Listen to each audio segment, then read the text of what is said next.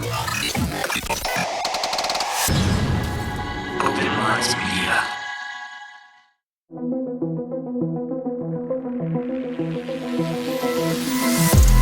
reality we live in can be a very strange place. Most of the time, fact being stranger than fiction. How will we ever start to understand this reality we live in unless we question everything? Join me and a guest as we unravel the mysteries of this reality, one topic at a time. This is Inquiries of Our Reality with Shayn Jones.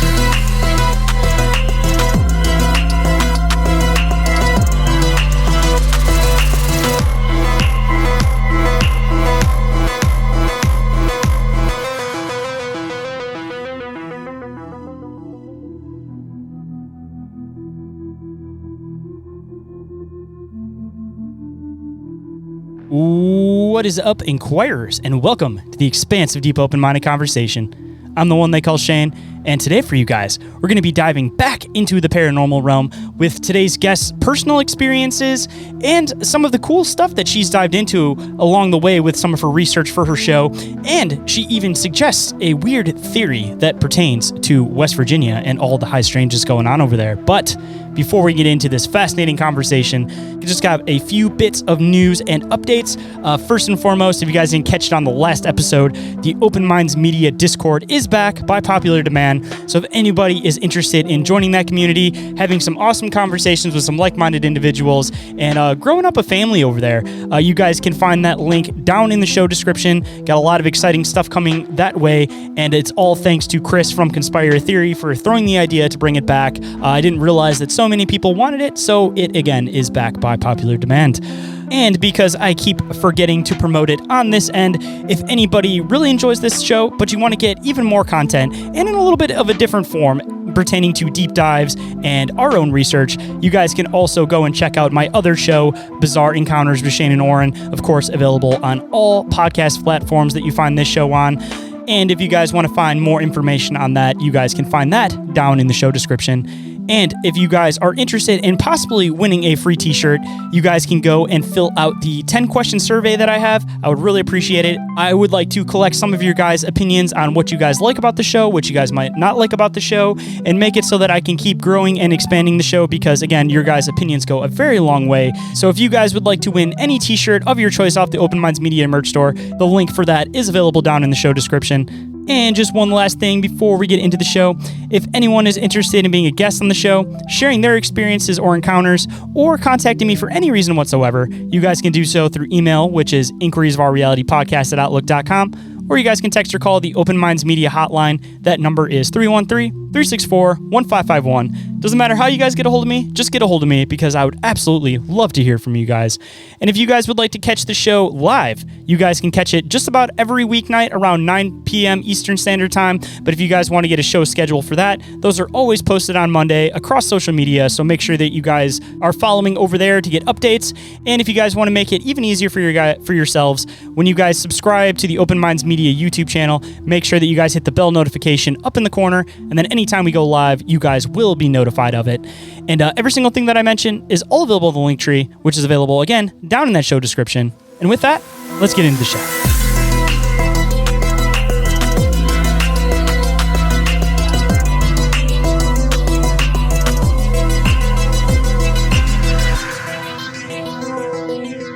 Please welcome to the show, for her first appearance, Noelle from Creepy Confidential. How's it going today?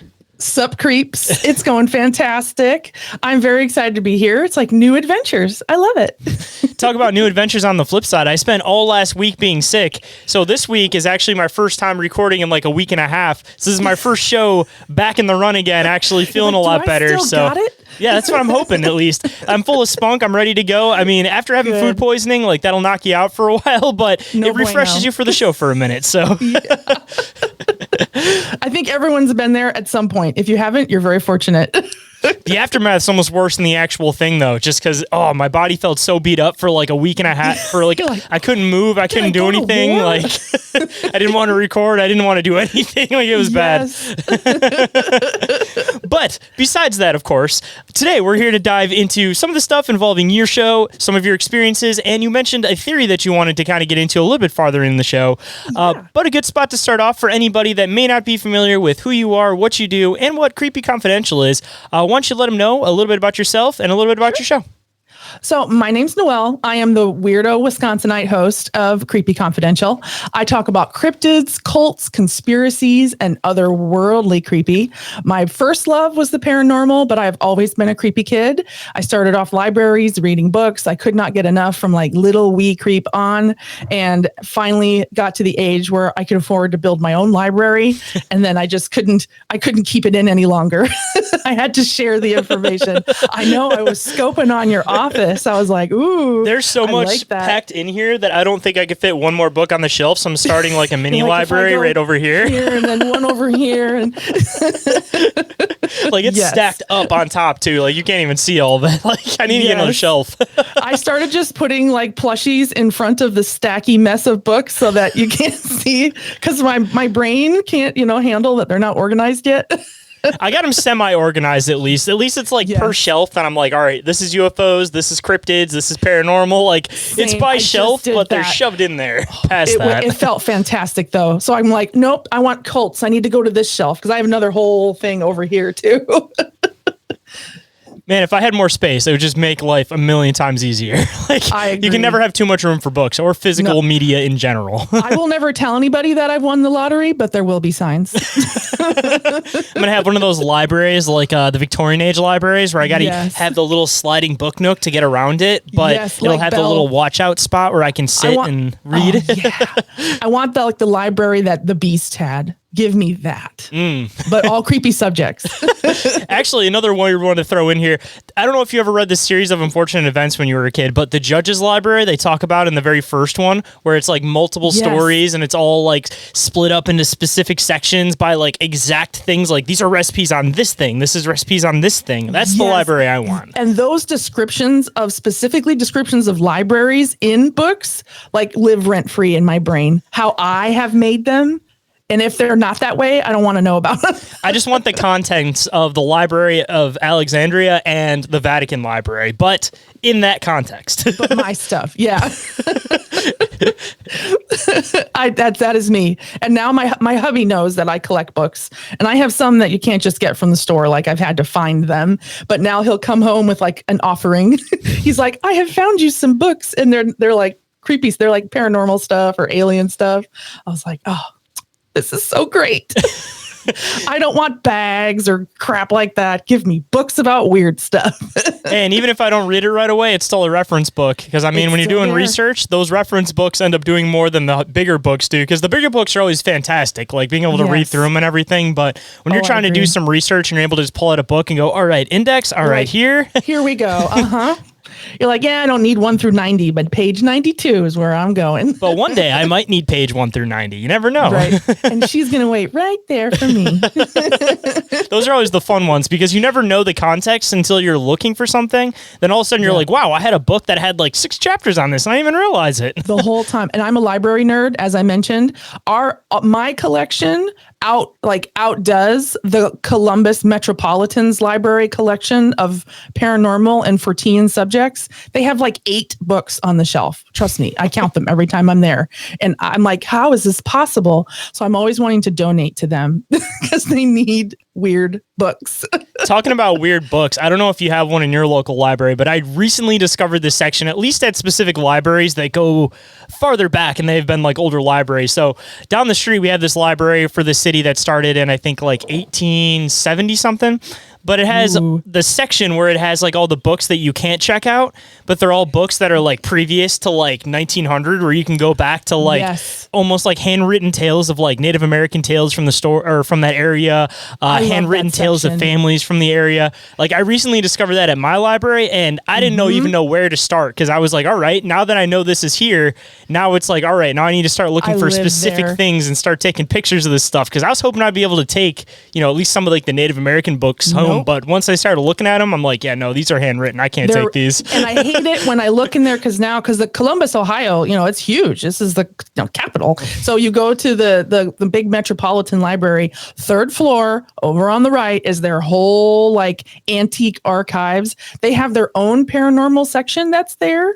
And they have like periodicals, little pamphlets that you can see you can barely open them. And you feel like you're in like an archaeological dig to read about Francis. Like you should be wearing gloves. Yes, I'm going to bring my own.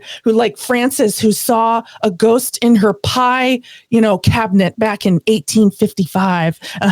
I love it. I live there. They know me. They see me coming. Last time I was there was like these people that are having like a meeting because they try to like use the library for multiple things. So I'm just like sitting in the back digging through these old books while there's this table of like these older ladies talking about politics, and they're just like staring at me and I'm staring at them, and I'm just like, don't mind me, I'm looking through old books. Don't mind me. Oh yeah. And I love that. I love those old books. And usually I have like stacks of because I've picked through that section. You can't take them out of there, but you can read them in there. And I have stacks around me, and I'm just like like, leave me alone. Don't talk to me. And if one little Meemaw walks by, it's too loud. I'm like, shh, reading. That's where I live.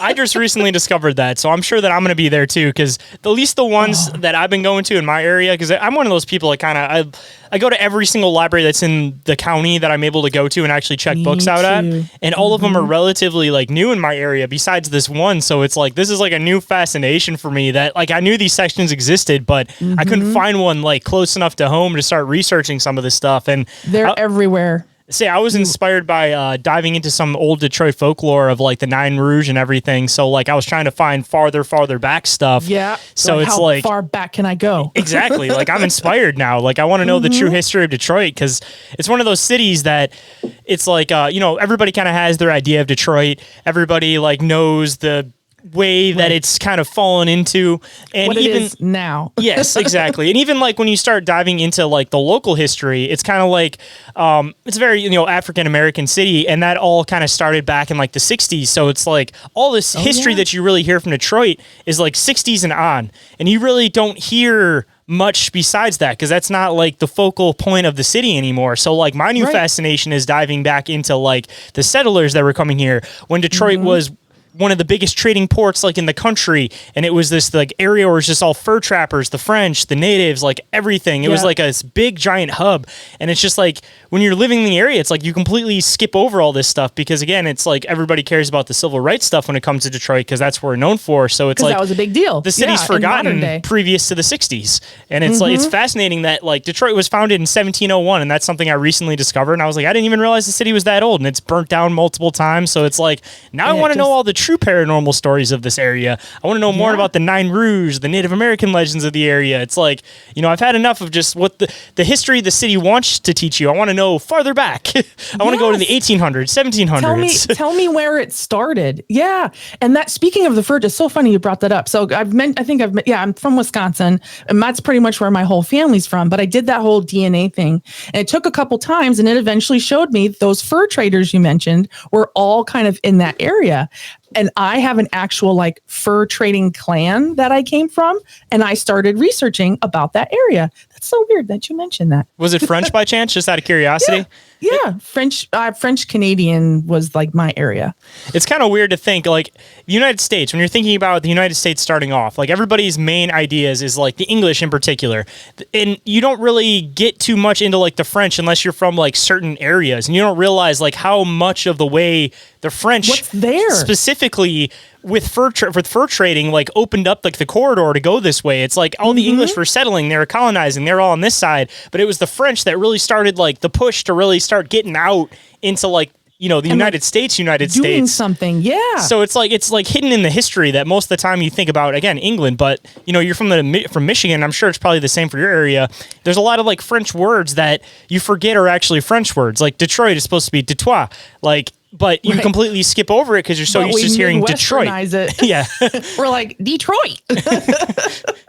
And it's not until people start coming to the area and they start trying to name your cities and you're like, that's not how that's said. That's not how that's said. And then you're like, all right, maybe these words are kind of weird. Yeah. Because the Wisconsin, Minnesota, and those, like, there's so many. It's the more north you go, the more French things you see on signage and towns and everything. So I'm from Appleton, or that's where my family is from, but Green Bay, De Pere, like all that whole area, the more north you go, there's all kinds of French names that I still can't pronounce, but I know that they're there. Hold on tight, guys. We'll be right back after this brief commercial break. But in the meantime, don't forget to follow Inquiries of Our Reality on Instagram and Facebook. And don't forget to check out Open Minds Media on YouTube and TikTok. I'd love to hear from you guys, so feel free to leave a comment or spark up a conversation. I love getting to know you guys.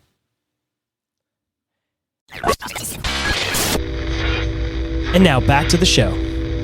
And I mean, it's time to kind of dive into some like local stories and stuff. I'm sure that you, on top of having your own experiences, you probably dived into some fascinating local folklore as far as your area and stuff goes. And one thing that I always like to try to take the time to do on the show is try to take some of these old folklore stories and just give them like a good medium to re-exist in. So if you have any like awesome local stories that you've heard that you kind of want to give some new life to, I'd love to be able to give an opportunity for that.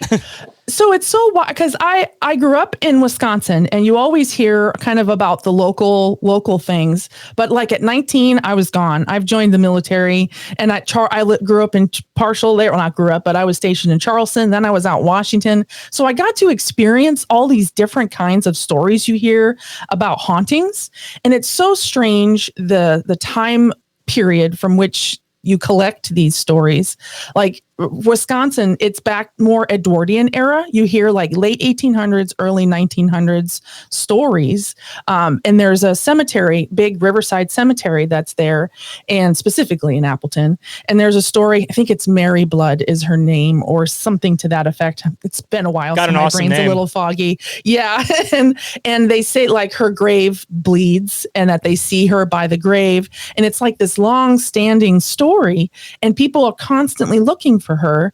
And I remember going to the graveyard as a teenager, and and it's huge. It's a huge cemetery.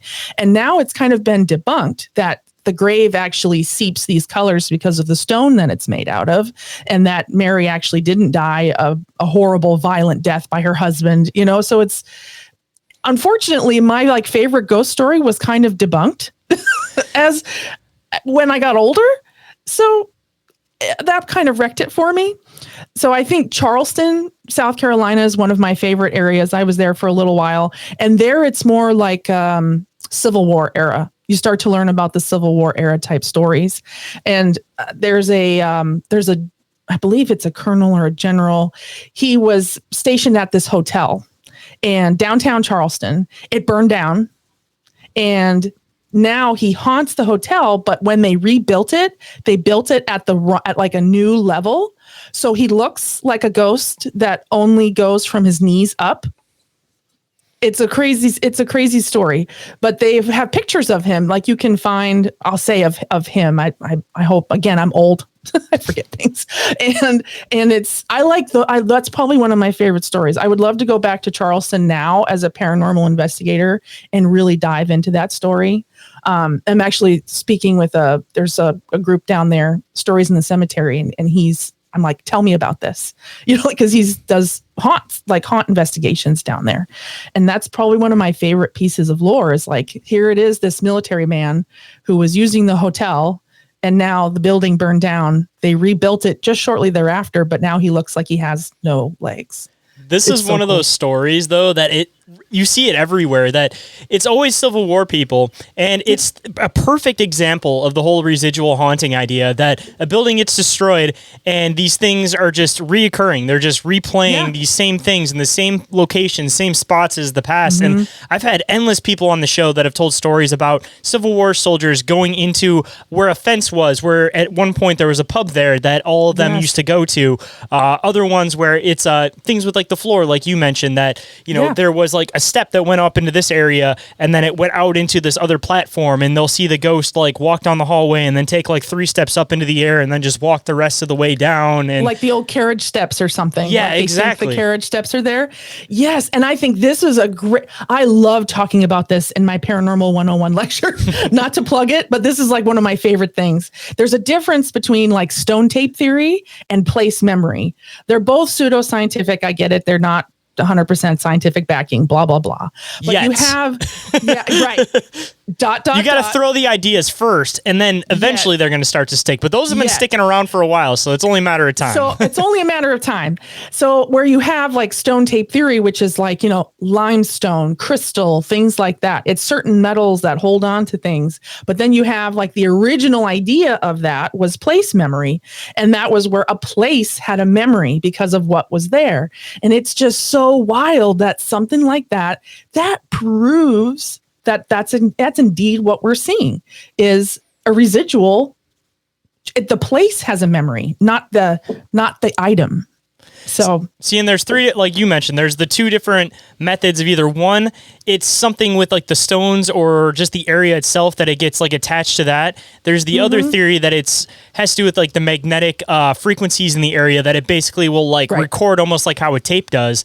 And then of course there's the third theory that's suggesting that if there's enough trauma that happens in an area, it creates this like energy burst where that is what ends up causing this thing to be residual. The place memory. And just to throw in another thing that I've been kind of interested in kind of exploring a little bit more lately, and I've thrown in on a few different shows, but this whole idea that the whole trauma idea may not be exactly what it is, but rather that it's a strong emotion that may have happened in this specific place, whether it's positive or negative. And my suggestion to this one is usually like the saloon music that people hear. Saloons, usually there's not a bad time going on. Usually with the saloons, it's a lot of people having fun. People hear piano, they'll hear chattering, they'll hear all this stuff. So my suggestion is that it may not always be negative, but if somebody has such a great, positive, fun time in this area all the time, it may start also causing the same thing to happen. So it's negative and positive. Strong emotions, regardless of which direction it goes, it's still juice, sticks no and matter maintains what there. way. Yes. Oh my gosh. Yes. And I think that doesn't get covered enough. Like it's not only negative things that stick to things, like poop sticks to shoes. I get it. But this is totally different. That whole idea that if you have that strong of an emotion, that strong, then you're, not to use the overuse, like your vibes, not to over modernize it, but it's true. It's going to hang out there. You're going to feel a certain way, or you walk into some paranormal places and you're like, ooh, this feels heavy. I'm not a medium. In fact, I really don't believe that there's that many out there that say they really are. I think it's like a 1% thing and the rest are charlatans, but you'll meet those 1% and you're like, yes, there is something, on but the rest of them, but the rest of them, garbage. But when it comes to that, like you still have inner, like our meat suits have spidey senses in them. It's designed to save us, danger. But sometimes you walk into places for a paranormal investigation and you get the opposite. You are not afraid at all. You're almost like euphoric. Where it's like, well, what's going on here? But schools, I noticed, were like that. We got to investigate a couple really cool old schools. Totally different feeling. And I think that's part of it. These kids are happy. They're running around. They're playing. They're learning. There's not death and murder there. So just a matter of misunderstanding what you think is going on. I mean, even my other suggestion is like churches that, people who see like nuns at churches, or they'll see like priests at churches. And I mean, of course, there is some trauma that'll happen at churches, but that can't be the case with every single church. Again. So on the other side, it's like these people have dedicated their life to being in this building, to sharing the word, to their life. This is important. Like this is what they loved their entire life, was being in this place, being with these people, helping people out. So I don't think that every single like nun or shadow or whatever that gets seen inside of a church is evil. But on the flip side, I don't think that most of those are conscious, because those people, obviously, if they put that much time and effort into what they are doing, they believe in the afterlife. I don't think they're going to stick around and just be existing within a church. Why? So at that point, it's got to be some type of, like a stone tape theory or something like along those lines, like we were mentioning, but a positive thing because it's in the church. But people just get that uncomfortable feeling because you're in an abandoned church and you want to be uncomfortable. So you're just misunderstanding what you're actually dealing with Yeah. here. It's just interpretation. Exactly. It's like when somebody's grandma comes and visits them after they pass away and they get the shoulder on their, the hand on their shoulder. It's not that it's scary. Don't freak out. It could be a matter of interpretation. It can be scary for one person, but it can be that thing that they needed to feel comfort to another person. Yes. And I think I'll say this day and age, people are more scared about everything. Like, not to make me sound like some 80-year-old, I have an old soul about things. And I think sometimes you just gotta just do it, but when it comes to that, I think every little bump and noise there, they think it's XYZ. I'm like, it's not always bad. You don't jump to that. Don't run. Just give it a second. Let it breathe. See, that's always like, I'm one of those people, I'll run face first. Like, if we're on a paranormal investigation, there's some weird hole and everybody's like, I'm getting weird vibes. I'm like, all right, give me a flashlight. I'm going in. Oh man, I go back to some old recordings just to kind of like go back through and see if there's anything I want to like keep. I keep everything, but like anything I want to use now. And I listen to myself on audio recordings when I was like, like 24, excuse me. And I'm like, I'm not going in there. You can hear it in my voice. And I'm still a chicken about some things. I'm no like brave person all the time, but it comes with letting it feel it a couple times to be able to do like you do. I'm still like, I don't want to go in there yet. Give me a second.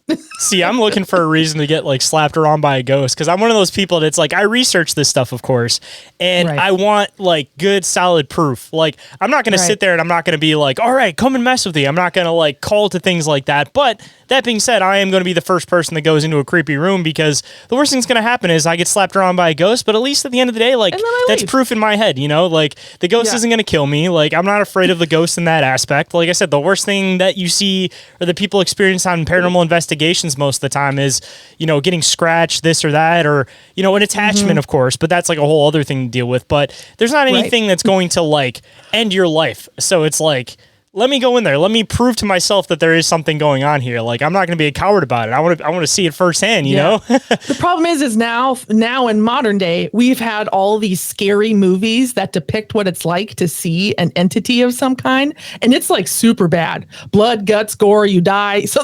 But it's a movie, but it doesn't matter. We've seen it now. And that's what we associate it with. We're like, we see clowns, we think of Pennywise, like it's really hard to detach that negative feeling sometimes. I'm not going to lie. If I went into some abandoned place and I saw some type of clown thing, like, I'd be horrified, but in like a very exhilarating way, like that'd be like a complete like adrenaline rush for me. Like what people get for like skydiving, I would get from that. Like I would enjoy that like on a weird level, like I would enjoy getting to that level of like, holy crap, there's something here, You need to seek help.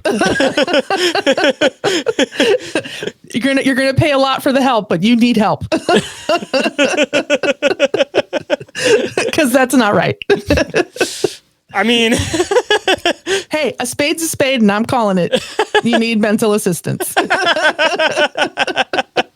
Hey, but at least at the end of the day, though, like, again, I feel like my research got somewhere. It's one of those things that it's like, a Sasquatch researcher, you may have a one-on-one with the Sasquatch and you may get slapped around and you may not live through it, but at least at the end of the day, you made it.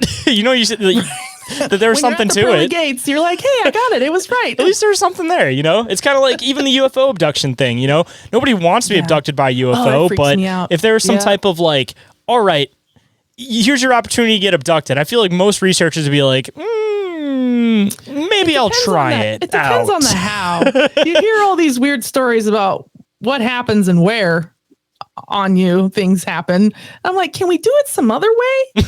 How about we just talk? Like if you can make it through the mental trauma, like I think it'll be great. I mean, people, go to McKinney Manor, and I don't feel like that experience could be any worse than a UFO abduction. That man needs to go to jail. If he's not already, he needs to go to jail. But that's side note. Yeah, not to get on a whole other side note, but that dude's definitely making some money on the dark web. Like, yeah, absolutely. There's more happening than what we know at that place. That's been my vibe since the very beginning, is that it's like, all right, we're only seeing half of this. And I mean, again, not to get off on some other side tangent, but that's what like, we're here for. you know, you got these million different questions you got to answer before you go into that place. Does And all the anybody things know you you're gotta here? Does sign. anybody know this? Like, how many people has he taken through that place that had no tie to anybody that could have completely disappeared and nobody would have ever Complete even strangers. Boo, nobody Yep. knew nothing. They just wanted to feel the thrill. I'll call it a thrill. Again, mental assistance. Yeah. Yeah. Who knows? They're on some snuff film somewhere. Oh, 100%. You know, I'll say it. What was that movie with was it Nicolas Cage? Joaquin Phoenix? 9mm? Oh, I was I thought you were talking about like a Serbian film, and that's what's even funnier is that movie's banned, and that's one of the questions from McKinney Manor is, have you seen a Serbian film? And if the answer is yes, then it's an instant rejection. Because you know what's happening. Yeah, you might. I mean, I don't know if any of the listeners out there are familiar with the Serbian film, but it is probably the most twisted film that's ever been produced, and it's banned in 90% of the world at this point. There's a reason why. I have not seen the details. I've like briefly probably read over it somewhere, but if I don't look into that kind of stuff, that's probably why. We'll just call it at the simplest. It's basically a horror smut film. That's basically the gist of it. And I don't want to get into the finite details, but let's say when the original movie when the movie first got played, the director got arrested because there was a scene in it that was so real that they actually thought that they had used an infant for a scene in that movie. Like, oh no. Yeah, but you shouldn't even put that out there. Ugh, yeah, side tangent. Yeah, it's one of those movies that once you see it, you can't ever unsee it. And it's one of those movies that I'm not proud that I've seen, but back when I was in high school, like I was going to go to school for film and all this stuff. So it was just a thing that all of us would look for all these banned movies on the internet, and then we'd all like pass them around radio class and stuff like that. And one person watched that and nobody else had the balls to watch it. So, you know, I was like, yeah, I got the balls to watch it. And I watched it. And the next day I was like, that has mentally scarred me for life. There's a fine line from I have the guts to watch it and I'm an idiot for watching it. You see? Yeah, that mentally scarred me for life. Like I'll still have nightmares of scenes from that movie. And you did it to your dang self. Yes, 100%. Unintentionally. I did not know what I was getting into until I was already too far into it. You're right. But the problem is it gets real messed up at the last like half hour. And I'm one of those people that once you are that far into a movie, invested. like you have to finish it. So it's like, even if you're like, oh God, I don't want to watch this anymore. It's like, there's only 20 minutes left. I can't stop it now. That's why they have a stop button. I have to know the conclusion and hope that it's better than all of this, but it wasn't. Like a big one, like The Exorcist, not to get on a horror movie, tangent, but we're already there. Like everyone's like, oh my God, The Exorcist, it's like the number one, yada, yada. No. I got so far in, and when she was jumping on the bed, yelling things at the priest and doing things to her body, I just shut it off. Did you know she broke her spine during that? Because she was messing with things she shouldn't have been messing with. Like it makes it even scarier to know that was the last scene they filmed, because she literally broke her spine from the way that she was flipping around in that bed. Like that's creepy. I'm like, not to mention they use a real deity to begin with, which made it completely worse. Right, oh my God, it's like you went and you took the thought right out of my brain. I was like, I'm not going to say the name. But and they show it multiple times throughout the movie, like the statue. Like, you want a curse movie, that's a good way to do it. Don't just make up a creature. It appears like in, random reflections behind the door. I didn't even know that until recently, because I've started to kind of hook up with the like horror movie community just because I meet them at conventions, made some really good friends, and we just get in weird conversations. And I was like, oh my, the imagery of it is intriguing to me. But after that, I was like, oh, you invited something in on that one. That's one of those things that makes you curious if it was like, was that something that they actually intended to do? Or is that something that was kind of there and they were just like, yeah, we did that on purpose. Well, how would you know about it if it wasn't intentional? Like you would have had to have researched it to bring that into a film, because it's real. That entity is a quote unquote real. You know what I mean? It only takes one, and with these Hollywood studios, you do know what these people are involved in. It's slowly starting to come out because obviously they got a new scapegoat to try to, pretend like, oh, everybody look at this guy, but we all know what's going on. Look over here. Yep. I think they brought in something all kinds of crazy on that one. But yes, not to get off on a scary movie tangent. Hold that thought. Inquiries of Our Reality will be right back after this brief commercial break. And now let's dive back in. But on the other side, though, this is kind of lead way into something else. We're going to get into some of your personal experiences. And since we're in the process of talking about haunted things and creepy experiences, I mean, this may be a perfect opportunity for that. Yeah, luckily, I haven't had anything evil ever happen to me, which is good. But I think it also helps. I don't invite that sort of thing into my space. You know, I tell, regardless of people, everybody has an opinion about it. I'm like, I am a Christian person. I don't go around pushing it in everybody's face, but it is something I believe in. And I think I bring that. I don't have that outlook where I'm like, I feel like I'm safe. That's the outlook I have. Even if you're technically not supposed to be looking into the dead, that's kind of a big no-no. But I think that's always with me. But every now and then I'll get experiences where it makes the hair stand up on end. And like the school one was interesting. There was an old, late 1800s school building up in Kingston, Washington, and it was still being used for kids. Like every day, kids were still going there, but they came to us saying, you know, the kids keep saying that they're seeing things. And I remember or something, right? It's always, I mean, they're kids. They have imaginary friends and things like that. Or do they? Right? Well, and that's an interesting study too. They say that a certain percentage of kids say they hear voices like all the time. So is it that their brain is open to it, or that they're all just crazy from birth? You know, like the freakier part is when somebody has an imaginary friend and they'll get into like weird details of like, oh yeah, this person's wearing like a red flannel shirt and this and that. And then years later you figure out that somebody like committed suicide in that house and that's what they were wearing when it happened. And you're like, they'll talk about their face looks now. looks a little weird. Like it looks like they got hurt at some point. Like that freaks me out. That absolutely. When it's too close to home or they are super duper detailed, that freaks me out. We did not interview any kids for it. We had after hours access. It was like one of those 2-story buildings with the big bell on the top that you could still ring. So like when the kids would be outside, you could bring them inside. And when we were downstairs in the little area where they would like finger paint and whatnot, we had our well, now I think it's called a spirit box now. It used to just be the radio like a Radio Shack hack where you would scan and you would turn, you know, like, again, not to date myself, but at the time, that's what it was. It was just computer speakers and that. And we started kind of asking the various questions. And then in our group, our group was called GIGS, Girls Investigating Ghosts and the Supernatural. Super cheesy, but it worked. It was fantastic. Sounds really techie in a good way. I mean, yeah, but well, we were a bunch of vet techs, so it kind of made sense. Hey, I don't know about you, but when it comes to a paranormal investigating team, if they sound like they're like a bunch of tech nerds, like I'm more into it. It. Yeah, exactly. And I was like this. I wanted to learn about the equipment, and I wanted to learn about. We're very science based. That was kind of our start. And we noticed as we're asking questions, they start saying our names individually. Now, other names are pretty. Like I remember Kim. Very standard name. Shelby, very standard name. Noelle is not a very standard name, especially in summer. In Christmas, you're going to hear it all the time.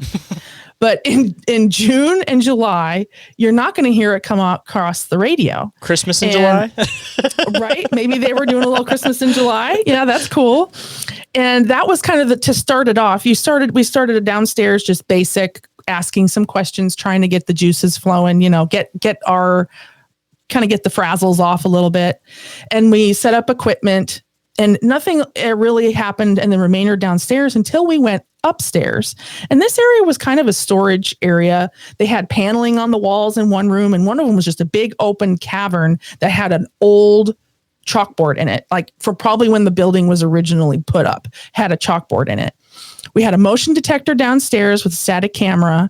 And at the end of that hallway, there was mason jars upside down, like drying from like finger painting, you know, and we're drying. And all of a sudden the motion detector goes off and we're like, we all freeze. Cause of course we're like, what is this? And we can hear the clinking of the glass jars from upstairs. And there's nobody downstairs. Doors are locked. Completely nobody there. And we're like, so we kind of start asking questions and nothing's responding to us upstairs. It's like dead zone. It's very strange. And it almost gets that where like there's lack of sound around you, like as if the sound has been sucked out. it's a very strange feeling. It's like that almost hyper alert, like apex predator feeling. Yes, because you do not hear any other sort of passive sounds. Like you don't hear the pin drop or anything. It just sounds like like what a vacuum might sound like. And you could hear the clinking faintly below us. And we reviewed the camera, and sure enough, it looked like these jars we were saying, like, I think our questions were something like, what did you learn about, or something like that. We were trying to stay on the school theme, and the jars kept like clinking downstairs. And we go back downstairs, they stop. But then the motion detector keeps going off. So it wasn't a matter of like we caught something or we got touched or anything. But that was honestly, I think, the first time that I can remember where I couldn't explain what was happening in the other room because there was nobody in it. And the camera picked up nothing. We had night vision and everything. The camera picked up nothing, like people-wise, no shadows, except for those silly mason jars. And that was one of the first times that I can remember where it wasn't a voice, it wasn't a whisper, it was some physical thing moving in the other room. And it sounds really small, but to me, it was very profound.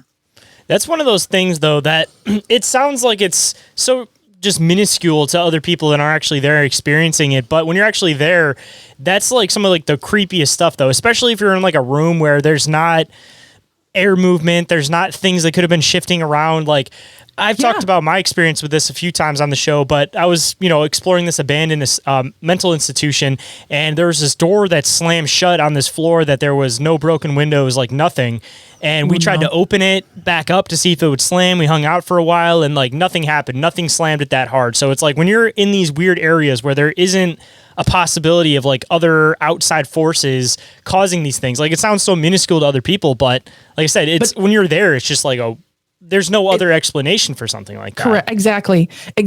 If it's a sound, there's no earthquakes, there's nothing. There's no reason to explain why things were moving in an area where it's like it's heavy. And tell me how like 3 or 4 mason jars are moving around. So yeah, I like things, and we would put this was before cat balls. Everybody uses cat balls now. We used to have just like ping pong balls, because if they're going to fall down the steps, they're going to fall down the steps. Like it was little things like that. We were kind of learning how to do what they do now with cooler things. It all has to start somewhere. I mean, I've been digging the babies that people have been using for like sensors now, where it's like they'll take like an old baby doll and then they hook up like light sensors and stuff to it. And it seems like people get a lot of like really good effects with that. And I've seen some people too that'll hook up like spirit boxes and stuff to those things too on top of it, and make like an all-in-one paranormal investigating tool out of like a creepy old baby doll. Like that's pretty awesome. It's awesome. And now they can do like a what are they called, like a portal, and that's where now they're using a guitar pedal and a basic small speaker and like something that cuts the waves.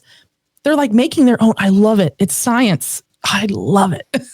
That's kind of like the thing with the ping pong balls too, where people put the ping pong balls over their eyes and then project the red light at it, and then they'll play white noise, and then they'll like ask questions, and as that person hears stuff in that, they just respond even though they can't hear the outside questions. Those get really freaky, especially when they're like exact right when the person's done answering the question, and that person has no on cue connection to being able to even comprehend or hear what that person's saying to them. I do. And that the whole Estes method, that whole thing, or they're playing the spirit box and they're putting it, or something like that, and they're putting it through that, is it's loud. You can't hear the person. Someone asks a question and immediately you get an answer from a person who can't hear that. I'm like, okay, I get it. There's always some circumstance where you might hear something, but if it's too close, it's too close. You can't discredit it. But it's always better too when people do those ones where they're like in the opposite side of the room, so they won't even. It's not like they're too close where they're really hearing it. Because I know that, if you're doing that method, regardless of being in a paranormal place. It's a matter of time before your brain starts filling in the gaps and it starts like hallucinating. But, I guess that's like a two-way phenomenon, that it's like, are you hallucinating, or are you actually just picking up these outside things that you typically wouldn't be able to pick up because there's just too much of a sensory overload for them typically.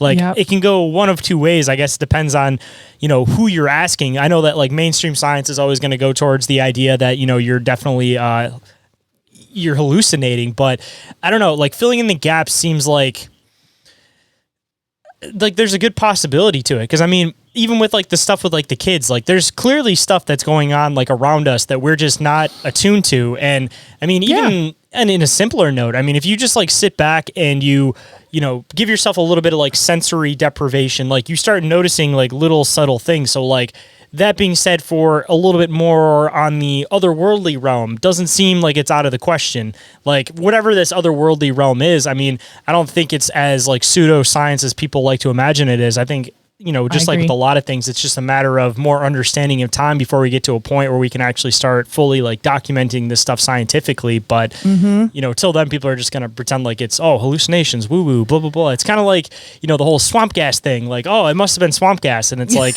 it's more rare to see, a ball lightning or all this stuff than it is to actually just see a goddamn UFO. So at a certain point, like, the explanations are just getting more ridiculous than the actual thing. Like, like how many people are out here seeing fucking balls of lightning? Like, that is so rare that you have more of a chance of winning the lottery. But everybody that sees an orb out in the woods, that must have been ball lightning. It's all lightning. I agree. I mean, at some point, it's like if the answer is that easy and that simple, it's most likely that's the answer.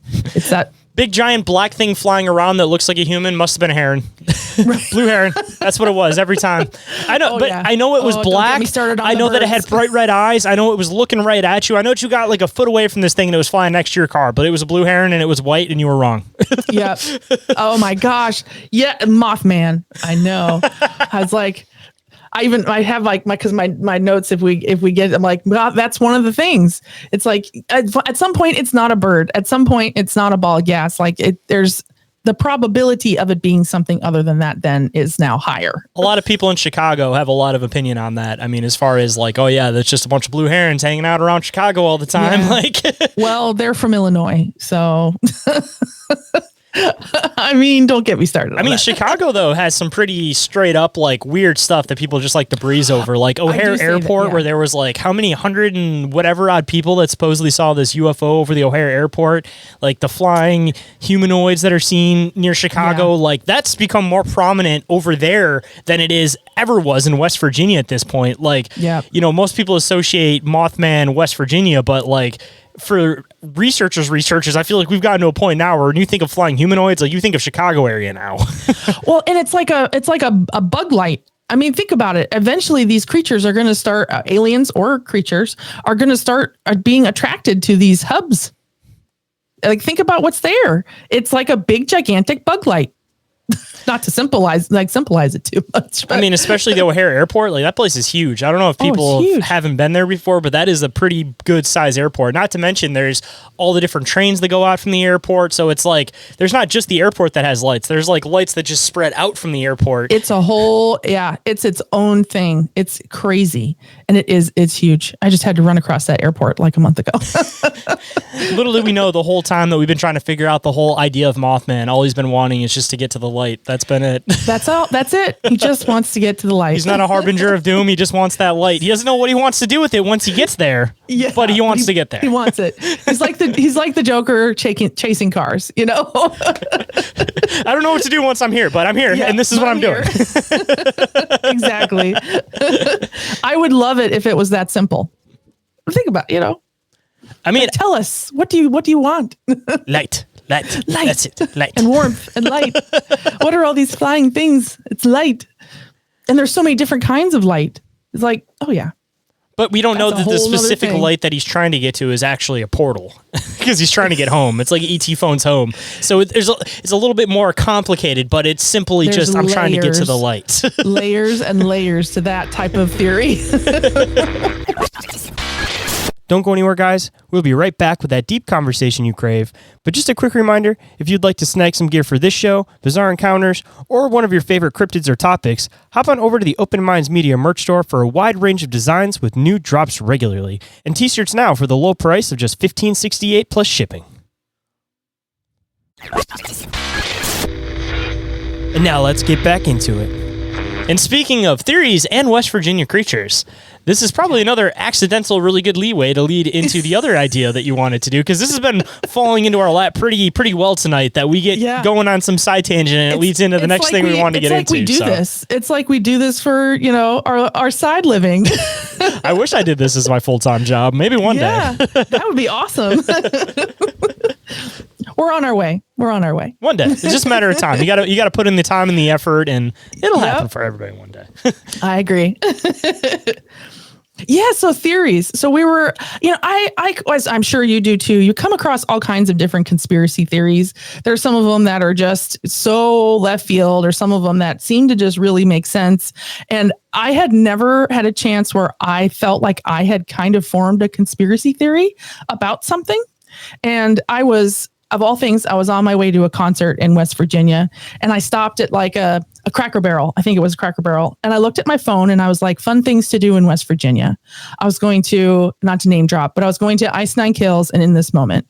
And I really wanted to just find something to do while I waited the next day. And the first thing that popped up was this Green Bank telescope. And I don't know, have you ever heard of the Green Bank telescope before? I don't think that I have. So it is the largest radio telescope in the world, and it's sitting in West Virginia. And I couldn't believe that. And of course, my brain started going. Now, that's been a little while. Maybe that has changed, but that was, at the time, it was the largest one. And it's sitting inside of this area. I have to keep notes because I have a horrible memory, as we've talked about. And it said the NRQZ, so the National Radio Quiet Zone. It's sitting inside of this area, and it is massive. I have never seen one this big. I have become obsessed with huge telescope, like radio satellites like that, ever since watching Contact. I don't know if you've ever, fans have seen that, but it's this whole communication with aliens type of thing. And they have all these satellite dishes. So as soon as I saw this thing, I was like, I need to know more, because all of a sudden it started connecting these dots for me. So it's 100 meters in diameter, and it collects 2.34 acres of data at a time. It's ginormous. Yes, there she is. Absolutely huge. It's located in Pocahontas County, between the Sugar Grove Station and the White Sulphur Springs, in a town called Green Bank. And it's as you can see, it's the hills. This baby's just sitting out in the middle of nowhere. It's huge, but it gets even better. So this thing is a government funded operation to look for signals from outer space, extraterrestrial signals. And that was the crazy part. It was like, wait a minute. So $100 million of funding went into this thing to look at all these different types of things. But this huge one that you see, is not the original one. So a different telescope sat there, and it was like a 300-foot version of it. And that was built in 1961. But an accident happened. It collapsed in the middle of the night. And J. Rockefeller was part of the people that wanted it rebuilt. And I'm like, why would J. Rockefeller, the Rockefellers, want a random satellite telescope rebuilt? So another layer to this whole strange thing. And so the government funded sections, there's a few, I have to tell you just about these couple. So there's Breakthrough Listen, and they are searching over 1 million stars for artificial radio or laser signals that are coming in for that whole thing, into the planet Earth, to try and better humanity. They have a Breakthrough Starshot, which is another part of it. And it's co-founded by Mark Zuckerberg, another layer. So I was true alien himself. Yes. I was like, it's like an inside job. But his part of his project aims to send a swarm of probes to the nearest star. Now, I don't know about you, but I would not send a swarm of anything out into outer space not knowing what was coming back. Plain and simple. So maybe I'm nuts. I mean, better to send the probe than people, I guess. That's one thing that Star Trek's taught us. I mean, you got to send the probe first. I know, but if you send all these probes into a hornet's nest, now how many aliens are going to show up at your door? Angry. Yeah, like what the hell is this stuff? What is this stuff? You're attacking us for no reason. And then Breakthrough Watch, another section, aims to identify and characterize Earth-sized rocky planets around Alpha Centauri and other within 20 light years of Earth. So we're like, why, again, this one telescope is doing all this legwork. And this radio quiet zone that it sits in has all these zones that don't allow certain types of things that give off any sort of radio signal. So one of them is you can't have any gasoline or motor powered cars because these new cars give off all kinds of signals. One of them is you can't have like Wi-Fi in certain areas. And there's a truck that drives around, a diesel truck that drives around detecting these signals so that they can get rid of them or document them. And I was like, wait a minute. So now we have a government funded vehicle that's diesel that can't be knocked out by like an EMP per se. Telling these people they can't have this. This is totally, I should have brought a tinfoil hat and put it on. I understand. How would you feel if some dude in a giant diesel semi pulled over and it's just like, turn off your Wi-Fi, turn it all off now? There's videos of it. There's this old dude in like a white, I'll say it's a Dodge. It's probably a Ford or something like I think like a pickup truck, like a bigger pickup truck. It has no electronics on the inside, and he's driving around with this like device that shows signals coming from houses. Wild. Absolutely wild. I want that guy's job. That sounds kind of like it might be interesting. You might stumble upon something else on accident in the process of that. I mean, exactly. So the quiet zone itself was also created by the FCC, another government entity. So this layers, we're like an onion here. Now, the quiet zone also protects like the two larger areas. So you have the Sugar Grove kind of on one side and the White Sulphur Springs on the other side. And White Sulphur Springs is where the antennas and receivers are for the U.S. Navy's Information Operations Commander, NIOC, at Sugar Grove. So electronic intelligence that's gathering, systems, and it's said to also be like a key data station for the NSA. I'm like, what? I couldn't get enough. I was trying to I couldn't read fast enough as I was trying to research for this one. I mean, at that point, if you have something that's that high powered, I mean, you could probably listen to anybody in the area that you wanted to too. I don't see why you would be able to turn that to using it on the surface. Because I mean, if you're going 20 light years away, you could basically hit anything on the planet's surface, no problem. Anywhere at that you point. want, as long as you could beam it around. Sure, absolutely.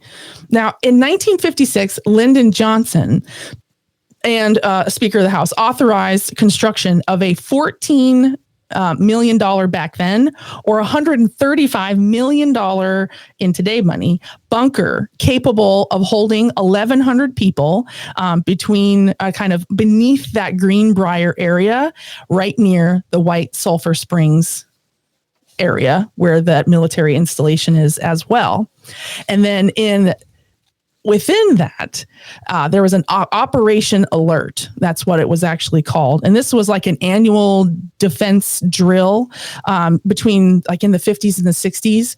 And it was government testing for civilians in case there was a World War III. But the problem is the bunker only holds 1,100 people. So it's for the elites. See, now we're like, okay, we're going up higher on this thing. I don't want to start jumping ahead, but I already got some ideas on the intention of this, actual intention of this place. So good. I can add. We're going to add to this. So fast forward, and 1992, the locals start jabbing about what is really going on here. What are they hiding in these bunkers? And there's a great book called The Quiet Zone.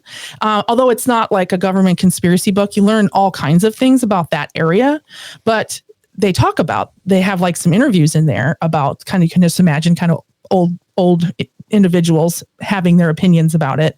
And they're like, what are they hiding? So I was like, okay, so it's not just me. Even these people that live there are like, what's going on here? Now, we talked about the food for thought, about the whole being knocked out, about an EMP, satellite dish, looking for aliens. It was like continuing. But how did we get to the aliens and what's happening here? So I started to put a timeline together in West Virginia about the weird happenings that started stacking up. And we have the Flatwoods Monster, happened in 1952, which they say was actually an alien. I say they.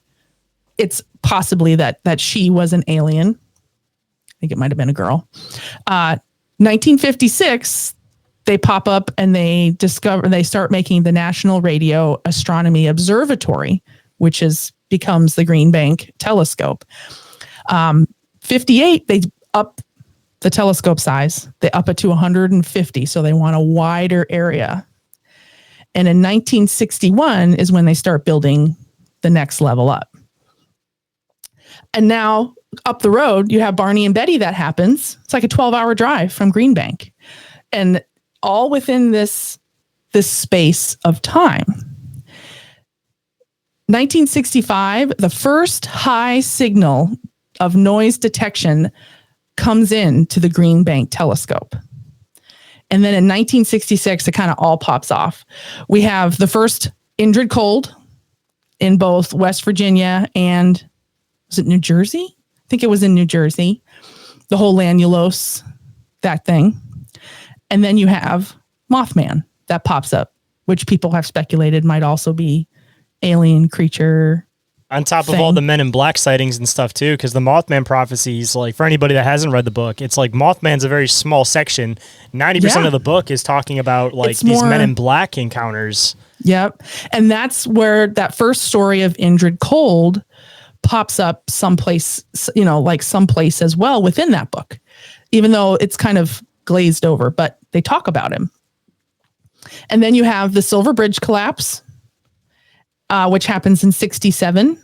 And then in 1988, the telescope, the 300-foot telescope collapses. Both of them were from like a single I-beam, like a single thing that made these whole things just collapse.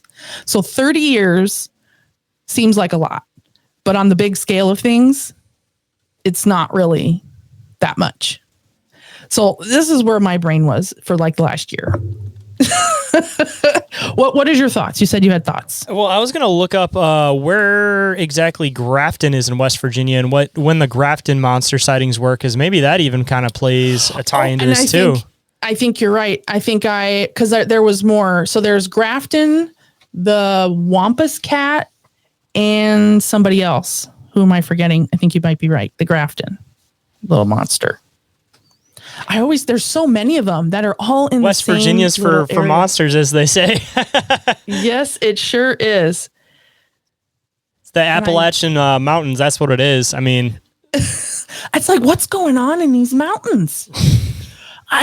There it is. Sheep Squatch. I found it. Yep. Sheep Squatch, Grafton Monster, and the Wampus Cat were the other. These are heavy hitters in the cryptid world. If you're in the cryptid world, the last three are kind of not as much. And there's only one sighting of the Grafton. There's only one sighting of the Flatwoods Monster.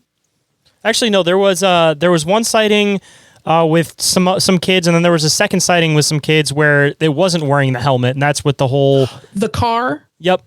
Yeah. Okay, I forgot about that one. I think altogether there was maybe like 2 or maybe 3 sightings, if I'm not mistaken, of the Grafton Monster. Or not Grafton, Flatwoods Monster. Flatwoods Monster. Yeah, I know what you meant. Because there's so many, it's hard to get. And they all end with monster. You're right, monster. And I remember sitting at this little table eating my chicken fried steak and mashed potatoes, and this waitress, and I was right. I have a little notebook I carry around just to show and tell. I have this is like my playbook, and I was like feverishly writing notes, and I must have filled up several pages about what I needed to research when I came home. Like a light bulb went on. Inquiries of All Reality will return after this quick commercial break. And now back to the show. I mean, at this place too, you start digging into all of these like elites and these like underground bases that they keep building in different places. And I mean, that connects into this whole like, I guess, New World Order type concept of having their escape plan and That the reasoning too. behind their like whole escape plan. And I mean, it's particularly with this place, the intention that I get from this is it isn't just like the typical like, oh, here's the underground base that we have hidden underneath this the Colorado airport. You know, it's this very is different. something that connects up into space, meaning that maybe the intention here is that one, if something happens to the surface, the intention is that these elites can go underground in this area and still be able to make contact out to figure out if there's a way that they can escape, almost like it's like a plan B, because like my guess for this is that, and I feel like this has happened throughout time, which is why we keep accidentally finding these ancient underground dwellings. The elites, the ones that have the advanced technology, whatever, timeline debate, that's like a whole other thing to open up. But, my assumption would be that the elites would take off planet and go somewhere else, and whoever would be here would be whoever gets stuck.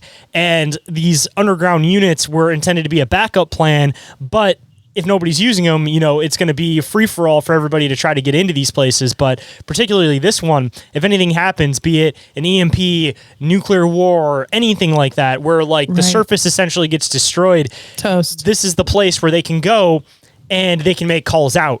Because the other ones don't have the giant telescopes involved, because the intention with this place would be like nuclear winter happens. They know that this planet is basically uninhabitable, but they got to get somewhere quick. Like that's going to be their call out to be like, all right, we need somebody or something to get us off this planet. And I mean, whether or not these people have already had communication with other things is like a whole other, conspiracy all on its own. But I definitely think that these elites already have connections, and the intention is, all right, anything happens, we're going to go here and we're just going to call Big Brother and they're going to come and scoop us real quick. It's not just like we're going to randomly throw out calls to space until we get saved one day. Like, no, I think they already have an intention here of like, all right, we fucked up. Somebody come and pick us up. Come on, Big Brother, let's go. Mom, come get me. Yeah. I want to go home. I don't like the sleepover. Use a tractor beam and pull the whole facade out, And I hope that others, it's so, other than my episode, I have not talked about this on any other like shows. I haven't even talked about it on like mine as a live, but after putting it together, I hope that this like gets into some, like gets some feet and walk around a little bit, because there's no way that all these things are not connected. And now that I know that this exists, I think there's one over in Italy. Don't quote me. There's lot of these like underground giants. Well, the satellite dish itself. Oh, I thought you were talking about the giant like that, full that too. like living unit like under the ground. Like those are for sure in places. Yeah, they're building those fucking everywhere. I guarantee you there's one in almost every state. And you learn about these crazy like vaults. It's almost like literally like the game Fallout, where it's these elites, like you say, that have paid for their space to live underground for X amount of time. And it's like you have to be rich to do this. But you mentioned the underground and aliens that, or other entities.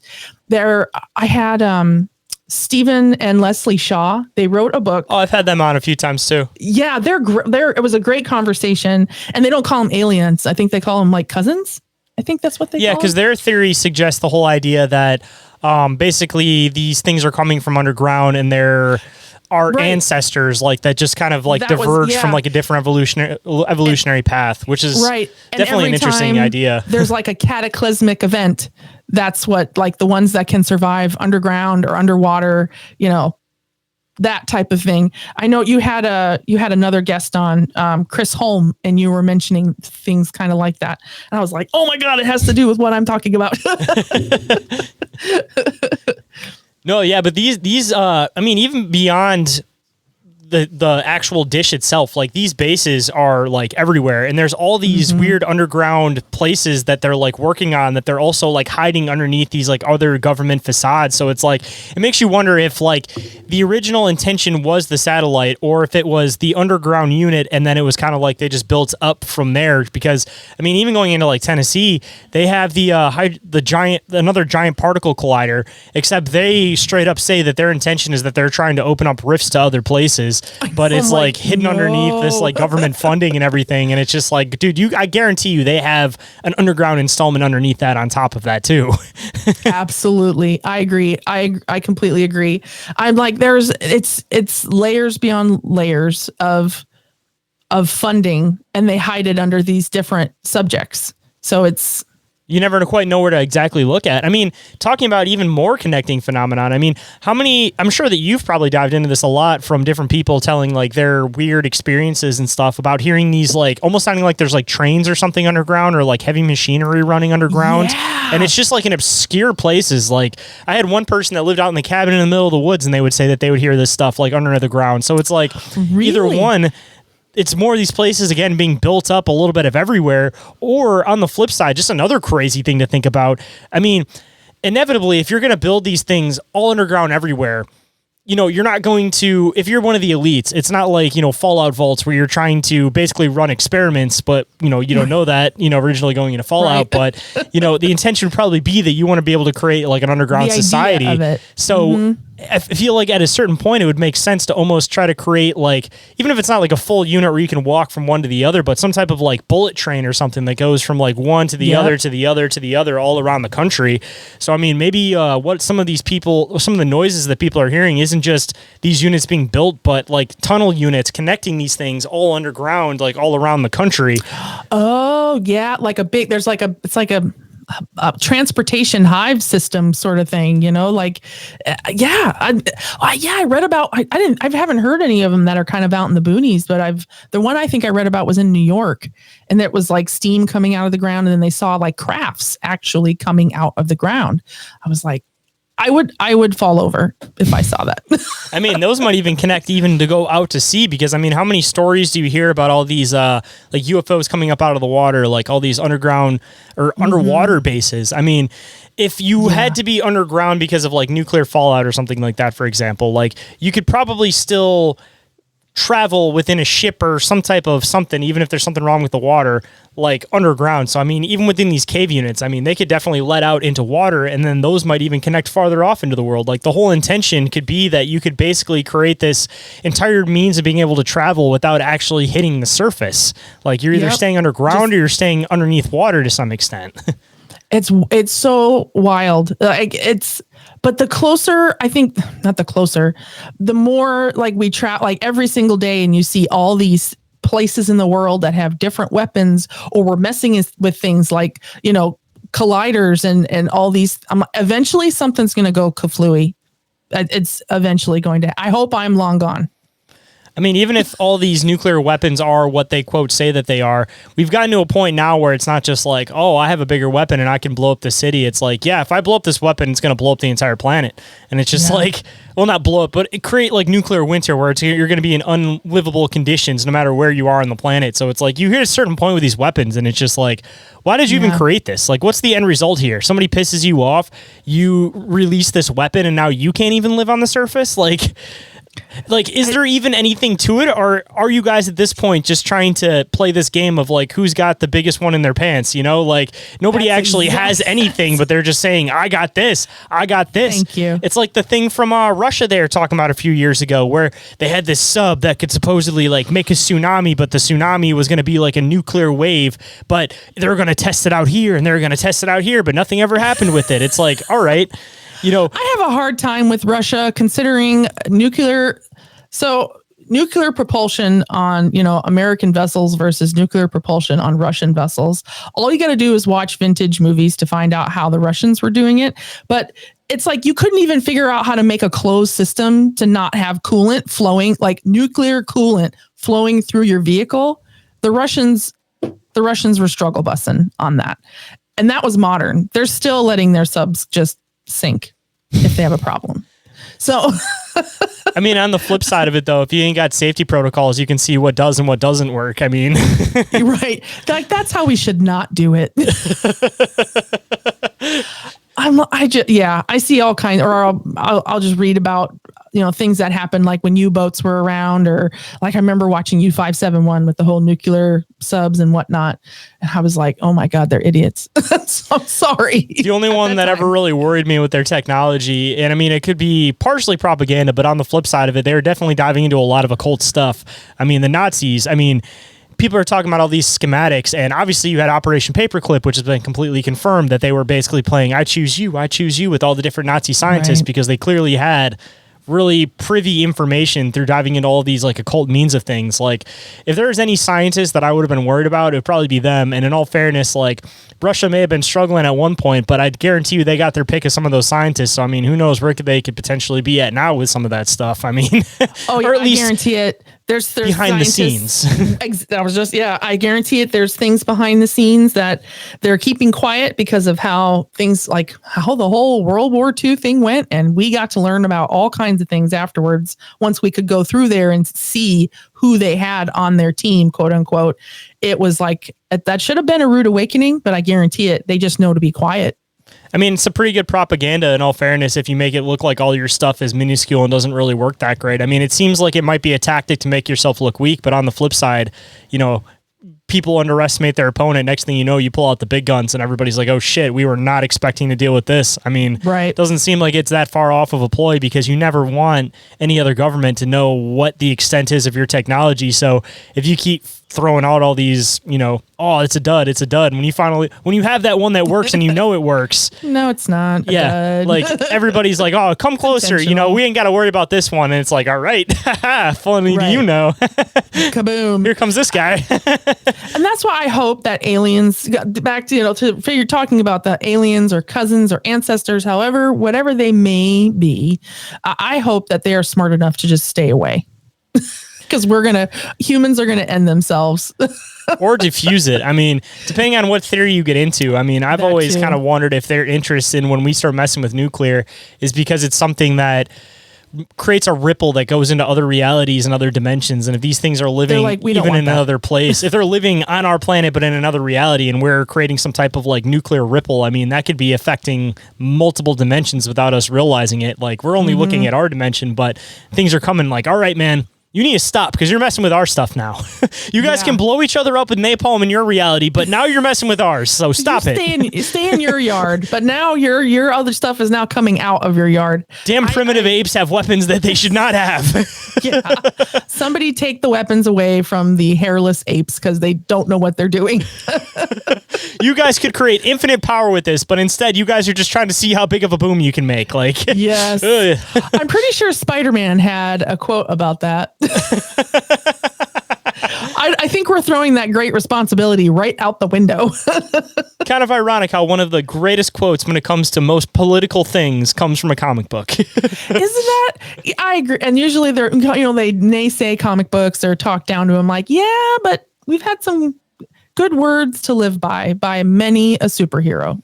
I mean, think about how many mind-bending sci-fi concepts that have been brought into like modern day science now probably were inspired through comic books. I mean, it's kind of like the old James Bond back in the day. I mean, how many CIA, FBI inventions were inspired from James Bond, and they straight up said that they were inspired from James Bond. That's the reason they created it. I mean, same goes for comic books and sci-fi. I mean, they figured out how to make it. Oh, I know. I want to go to the spy museum so bad. Side note.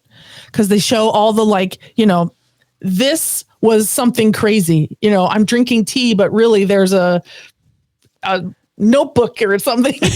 This thing will trace anybody's fingerprints that comes within a 10-mile square radius of this boy. Yeah. Like I want to learn about that. The things they had lipstick tubes that were like cameras and everything. See, again, the aliens are like, we came up with that eons ago. You guys are way behind the curve. The hacker stuff is even crazier. That's like the new level of the spy stuff where have you seen those videos where it's like the hackers talking about all their like secret technology and they're like, oh yeah, you see this package of mints? It just looks like an innocent package of mints. I set this down and I can steal everybody's information that's within like this entire building.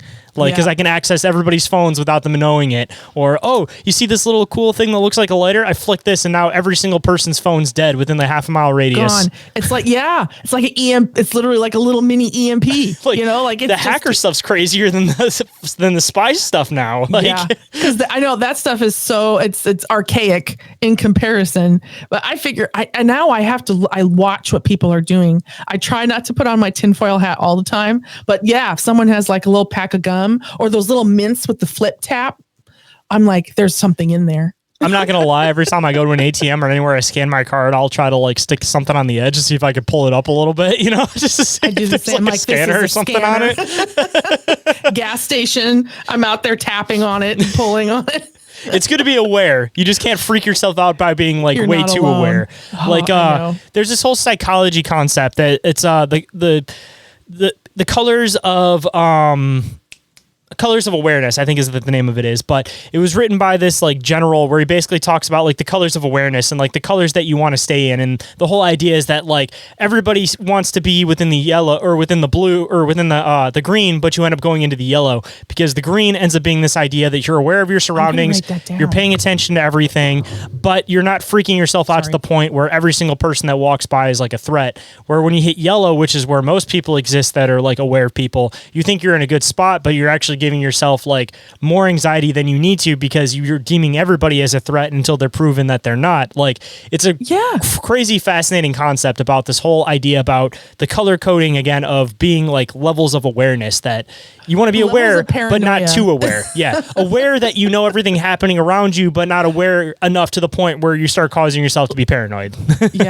Oh, that's why I take medication, which is, I mean, a totally cool concept for like a soldier because, I mean, talk about like high alertness all the time. It's like you definitely want to be on high alert, but you also want to be able to, go to the base and not every single person that walks by you is completely a threat. Like you have to be able to know your senses of like awareness without, again, always just being 100% on high alert all the time. And I wasn't even like a security detail. I was in the Navy. I wasn't like a security. But you still have to learn how to do said things because when you're standing, watch or whatever, and they talk about that.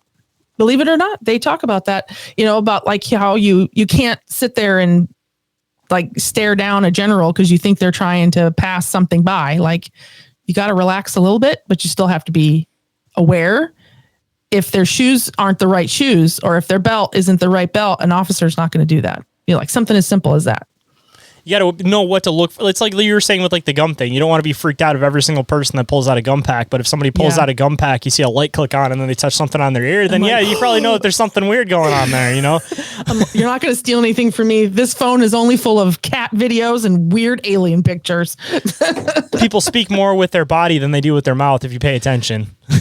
Oh, yeah. Very much so. I've kind of pride myself in that, but then I also, on the other hand, I also do the paranoid thing.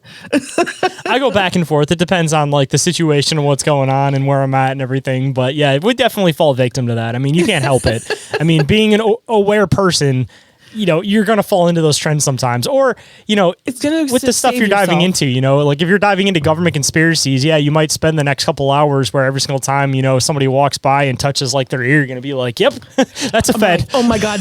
Yeah. They saw that I researched this on my phone. Oh no. Especially when you start diving into some like real weird, obscure stuff. Like, I mean, when you start hitting like really, really hard on the gray stuff, like people start having some weird experiences. So when you start diving really hard into the gray stuff and you start getting into like government connections to the grays, you start getting a little paranoid. Have you ever had anybody on your show that's had like a, I'll say a government entity person, like have ever been like reached like that? Like someone like shut them down? Yes and no. I mean, we've all kind of had show, but I'm curious. Partial like interference and stuff. I mean, like I've definitely had like a wide spectrum of people who have like worked for the government, all of that type of stuff. But I mean, even within these like shows and stuff, like I've had some weird experiences where I'll have like certain guests on that I know are like kind of like hard targets for certain things. And I'll get certain like weird things where like, one screen will shut down, then all of a sudden everything will stop working. And there was one time that I got the guest completely kicked out of the room, and then I started hearing another voice on my headphones, and then like my whole room like closed out and it wouldn't open back up. Like there's been some weird stuff with this. Your screen keeps flashing green every now and then. It's I recently had to switch to my GoPro and it does that. So that has nothing to do with that besides that. I was paranoid. I was like, see, they're not liking this conspiracy thing. Hold that thought. We'll be back in a flash. But if you don't like hearing the ads, then I have a solution for you.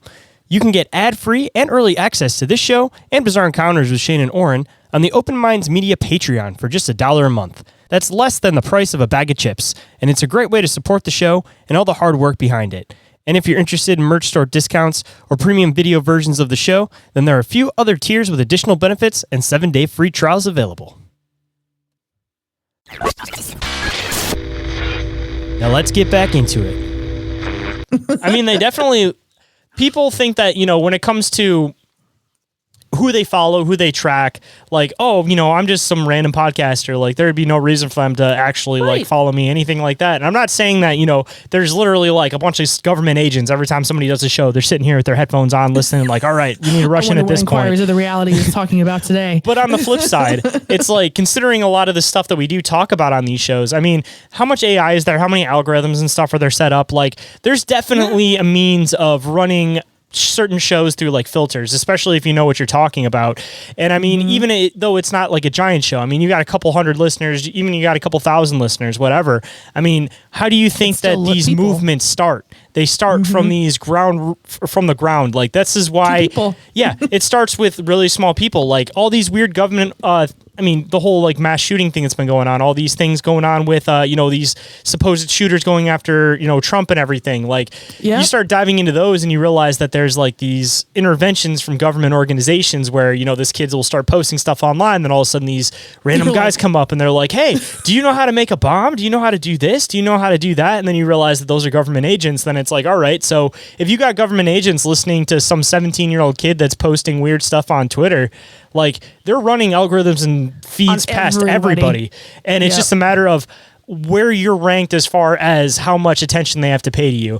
And again, it's not that they're sitting here listening to every single podcast, but I guarantee you, if you have a podcast that has a decent amount of listeners, they're at least running your show through a filter and picking up keywords just to know like an idea of what you're talking about. Like, they have an idea of you as a potential target, and they're chronicling it. Like, I had this one guy in the show, and I don't want to give out his name and everything, but he dives into a lot of the dark web, CIA hacks into like government organization stuff, all that shit.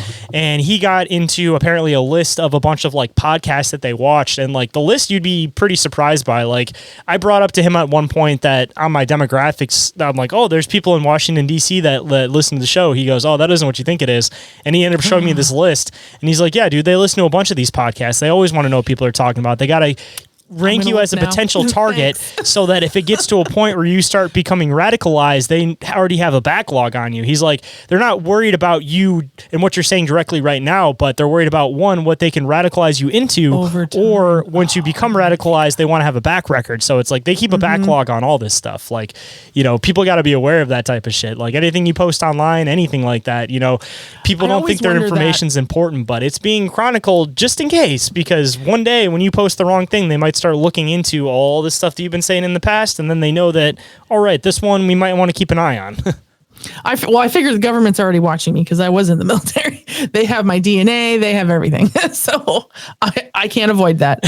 But now you're their property without even realizing you signed that paper. They could clone me, and they don't want a clone of me. I'm broken. So, but I always wonder things like that. It's like, do people that are maybe in the military or have worked for a government agency, and now we start doing this, they're like super watching you.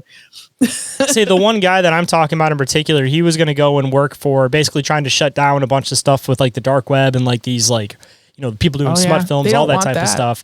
And he was supposed to go and work for this organization. And once he started actually going through like the training after being post-military and everything, he basically realized and said that he realized that most of the people there were there because they wanted access to more fucked up stuff to see, because they were adrenaline junkies getting off on seeing the most depraved stuff on the internet. So he said, I backed out of there real quick. And what his whole thing is that he like posts all these like dark web videos, all these dark web conspiracies, and tries to like bring them to the light, because he was literally going to work for the organization, realized the organization was corrupt, and then backed out and he started doing his own thing. They're part of the problem. Yeah, I realized that they were part of the problem. Like, they're not trying to shut it down. They just want access. And I just stay in my lane. I don't really talk about anything that's crazy, but I know I've watched a lot of podcasts, and I'm like, they cover some pretty intense stuff that isn't just tinfoil hat conspiracies. I'm like, ooh, that's pretty close to reality, so. And I've had a few times too of like outright getting shut down when I like my goal button that I seem like every time I touch it, there always seems to be some type of technical interference, is when I start getting into like AI and like the movement and push of AI, and there being an actual like intelligence behind that we're basically tapping into rather than us creating.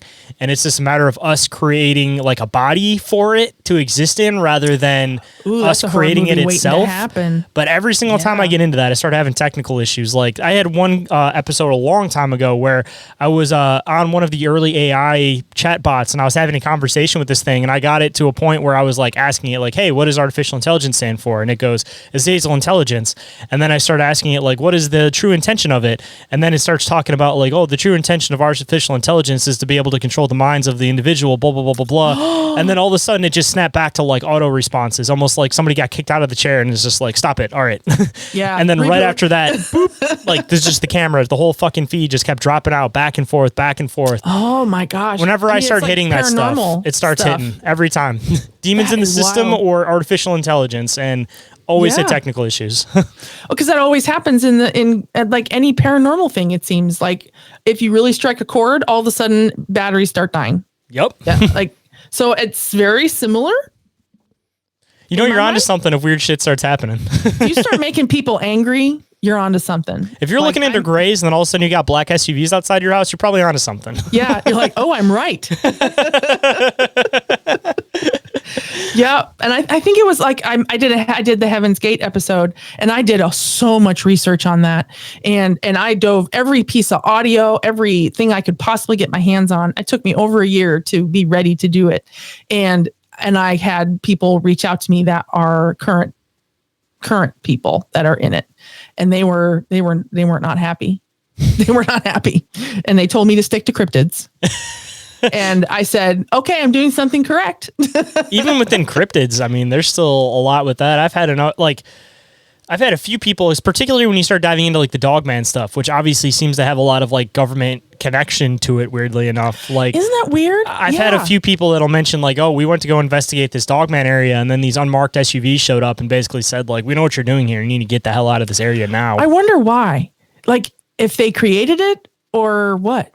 I mean, there was one sighting or one thing in Michigan where it was a trucker. It's one of like the big stories from the Manistee with Dogman, but this guy put, a couple shots into a Dogman that tried to climb up into the cab of his truck, rolled off into the ditch, and he started getting like calls basically saying you damaged our property. And then all of a sudden all this weird stuff started happening to him, like money missing out of his account and certain things getting shut down. And yeah, just clearly government connections after this guy shot a Dogman. Who knows?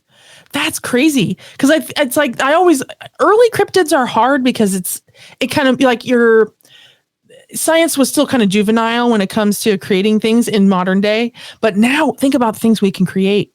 I mean, we're cloning sheep back in the 90s that we know of mainstream, which means that we're probably able to clone sheeps probably back in like the 70s. Way before. Yeah. It's like, so think about what you can create. This is just an example, but you can like create a werewolf. You can create a vampire, like those are just odd examples, but you know what I mean. I mean, the whole idea about creating a Dogman, I mean, it seems like it'd just be a matter of like gene splicing. And the same with like a lot of this stuff. I mean, the same technology, it seems like you'd use to quote, bring back like the mammoths and all this stuff as they're doing. Seems like it could be the same potential technology you could use to mix this humanoid Modern DNA with this other DNA, like it doesn't seem off. And it's so the same as, Jurassic Park, that they're like, all right, we combined these two, and then the missing parts in the middle, we just threw a little bit of frog DNA, a little bit of amphibian DNA, I know. Every time they talk about cloning, I'm like, do you guys watch Jurassic Park? Because that didn't turn out very well. Especially when you started mixing in other genetics and they started adapting. Like, that definitely didn't go well. I was like, I'm pretty sure that was a nationally released film. You should watch it. The only one that's relevant is the first one. After that, they kind of get a bit ridiculous. But I agree. Especially Oh all the my God, do I Jurassic agree. World fucking garbage. Like, oh my God. Like, I was a huge Jurassic Park fan. I can't get down with none of that. Only that's true. I don't even How many think times about are you them. going to rebuild this park and have everything break out to the point now where they're in the world and now we're making movies about that? Like, they made the movie of Jurassic Park that nobody cared to see. It's so bad. You're like, like, let's just keep trying to kill everybody and destroy the planet. And there's a reason why they're gone. And I have a hard time with extinct critters for that reason. Like, if they're extinct, there might have been a reason why. I mean, in all fairness, I will give the fact that mammoths were definitely 100% our reason that they went extinct. Same with dodos. It's because, I mean, huge food source. But any of these apex predators that went extinct, probably not a good idea to bring them back. Yeah, A mammoth is fine. A dodo bird's fine. But, a saber-tooth tiger, which is another one they're talking about, probably not a good idea. We already have problems with cougars. Let's not bring something in that's bigger and has even bigger fangs. And I think cryptids are that. like when we see something that's really wild like that, I mean, unless you get like the squonk, that one's just kind of like a melting pig, basically. But I think that was all just folklore from my research anyways. But just that I got from that one was that came from the same book as like, you know, snipes. Did you ever hear about like snipe hunting and stuff when you were a kid, where you go in the middle of a field and you hold a bag open with a pot and you bang it, and then these fucking little furry critters would climb into the bag. It was just this thing that when I lived out in the country, it was just like, oh, go snipe hunt. It was just like the joke that you would tell the kids to keep them busy for a while, you know? So that came from that book, which was this book that was written about like the woods in Pennsylvania, because at the time it was right after like the Civil War and everything. The lumber was complete, like they completely destroyed Pennsylvania. Like all the forests were getting completely annihilated. So this guy wrote this book about all these creatures that exist in the forest, saying like, hey, save these forests. These creatures exist in it. So from my research of it, because he pops up with Paul Bunyan, all this stuff, like the squonk, I don't think is real by any means. I don't think it was ever real. I think the whole intention of the squonk was basically just to say, hey, there's weird creatures living in this woods, so stop cutting them down. So it had a good purpose at the time, but it's one of those things that just kind of like obscurely lives in folklore, where now people are like, oh, the squonk, it's possible as a cryptid, but you do the research into it and you're like, no, this was clearly just written to save these woods.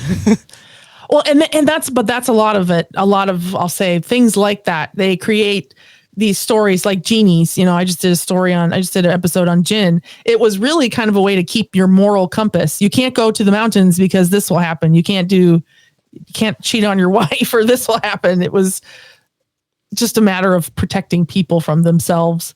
I mean, those mountain ranges, though, in the Middle East, though, they got some weird stuff in them, though. I mean, that's where a lot of the giant sightings come.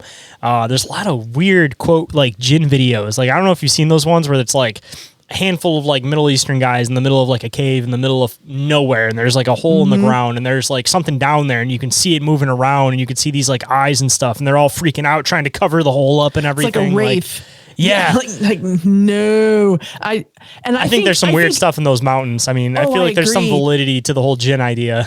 I feel like our continent is kind of boring when it comes to like relatively boring, but like that whole area, there's whole different kinds of juice floating around in places like that. And people are like not shy from that either. Like, I mean, good luck trying to get into some of these areas to actually have these conversations with people. But you hear these like accounts from soldiers where they're like one prime one that I always bring up when I'm always talking about giants is there's one soldier that was a sniper that talks about how he used to watch this village, and like once a year they would do this thing where they would take all their sheep or a certain amount of sheep and goats, and they would basically they would dye their hair red, and then they would dye their hair red on their head, and then they'd like push them out into like the field area. And then this guy, quote, saw that, I think he mentioned that he saw something that looked a lot bigger than a normal person on like thermo come and like collect these things and then disappear back into like the hills. Ooh. And there's like all these just weird things that are just village specific in the Middle East, that it's just like, how would you even be able to like go there and get access to these stories to be able to like collect these things and chronicle them? Because we'll catch like one in the United States and we're just like, holy shit, that sounds crazy. But then you go and you start like collect these little stories from like each of these villages, and you start realizing like there's these connecting pieces between like all this stuff. And it's just like, so badly I wish that there was the access for somebody who was just into collecting these stories, just to be able to go village to village, just and be actually like, please chronicling don't do anything to me. I just want to document. You know, please don't hurt me. Where are them giants at? Tell me where the cave's at. That's all I want to know about. Yeah, I'm not here for your culture. I'm not here for anything else. Just tell me about these giants. Like, I even know that there's like certain like passages between certain mountains that they won't even go through, because they'll straight up say like, oh, that's where the giants live. Like, we won't go there. That's their territory. And I think that too, in other countries, like places like that have deep culture, they still believe in a lot of these. They're passionate about it, and I'm like, and endless sightings too. That's the even scarier part about it, because it's like the whole giants Middle East thing. Like, I mean, people hear about like the giant of Kandahar, they hear about all of this stuff, and they're kind of like, whoa, like that's a crazy story. But then you start reading like these books of these like accounts from soldiers where they're, you know, on watch, and they're seeing these things on like thermo, these like giant human beings like walking around. They can see them like on their thermo, where they have like a scale that shows meters, exactly their height. And this thing is like, you know, 4 meters tall. They're like, there's no explanation for this. Like, it's not even just like obscure local stories. Like, there's straight up soldiers that don't believe in this stuff, seeing this stuff right in front of them. Firsthand. And I think people I'll say maybe sailors, and not necessarily military, but all kinds of think about how much of the ocean we have not actually seen, documented, blah, whatever. It's like an astronaut. Only so many people are out in the middle of outer space. Is it really? They say, oh, well, they lost their mind. They didn't really see something float past the alien space or their spaceship. And I'm like, but if so many of these soldiers, sailors, whatever, astronauts start documenting these things, at some point it starts becoming believable. I mean, the other thing too is it's not even like it's like a grand conspiracy or anything. Like most of the soldiers I've talked to about this stuff, it's like we're on a mission, we're doing something. Like nobody wants to stop and do the paperwork to mark this incident. It's not even that these things are getting, quote, covered up by the government or anything like that. It's just a matter of like, all right, we're on watch. We're watching for the enemy to come in and, potentially raid us. And you see this giant thing walk by. It's like, it's not that it's being hidden. It's just nobody wants to deal with that paperwork. Nobody wants to go and report that. They just kind of like leave it as is and then tell the story later on to somebody that'll listen. Like it's not some grand giant cover up. It's just a matter of like, this is what we're doing. We're not worried about that. I would love to know what submariners see. I've had the pleasure and the privilege of being on a ballistic missile sub as a passenger. It was like a family thing. I got to go because women couldn't be on them back then. And they cover up all the depth gauges because you can't really know. But I wanted to ask the captain so bad if they had ever picked up anything on their instrumentation that something was outside other than a whale, a shark, other ship. Like, what have you seen anything crazy? Because I'm always curious if they've seen anything underwater. The scariest part about it is all those subs, like, I'm assuming they don't have windows or anything because of the pressure. No. So it's like, they don't have any if windows. There's something out there, if it's sitting still, like you may not even realize it's out there. And now, granted, modern day, the instruments they have on there, they can pretty much, there's no blind spot around those things. They have devices all over it, pretty much.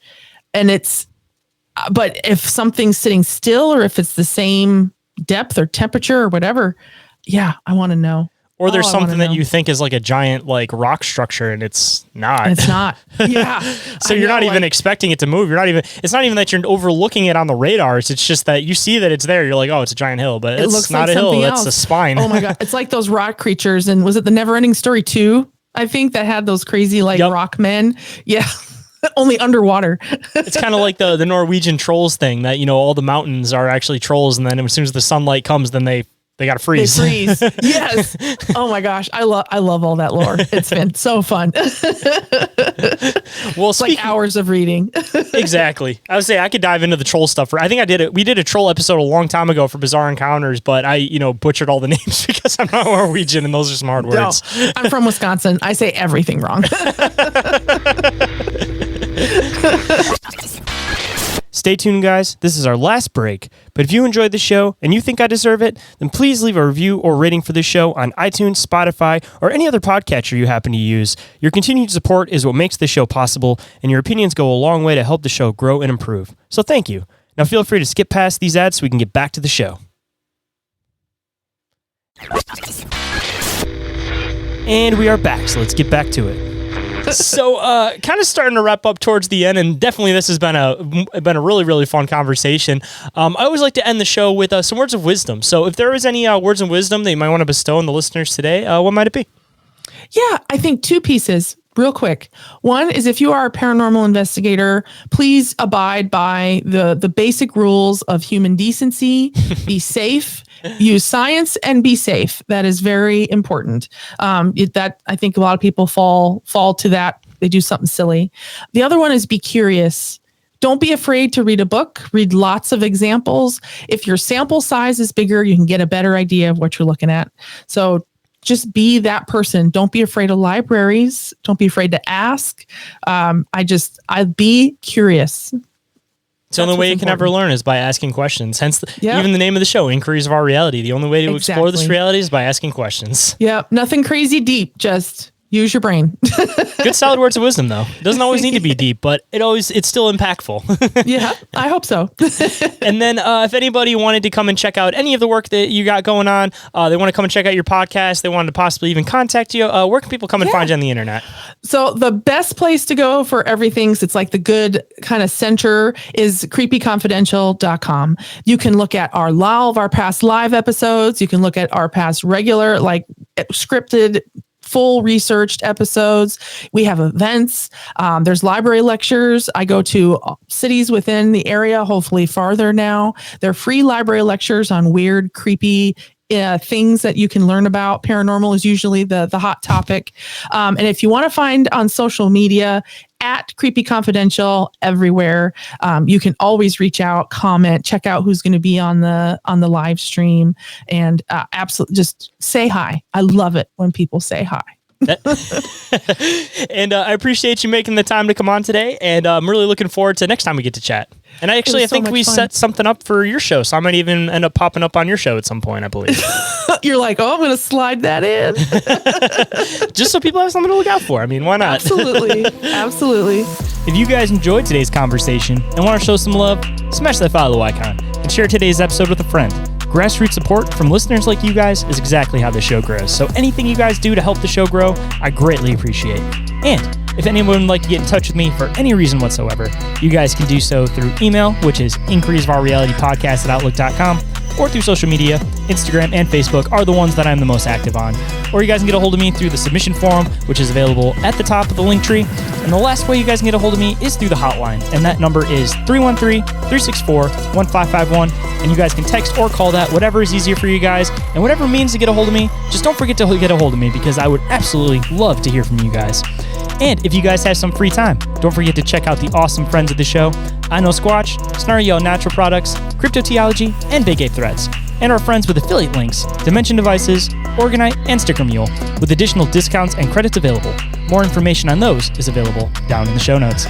And every single thing that I mentioned is all available in the link tree, which is also available down in the show description. And with that, hope you guys enjoyed the conversation. Hope today's show has connected some dots in your own reality. And I'll catch you guys on the next one. Have a good night, everybody.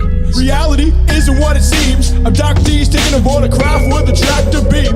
Is life a simulation or an astral dream? Aliens travel through black holes in different galaxies.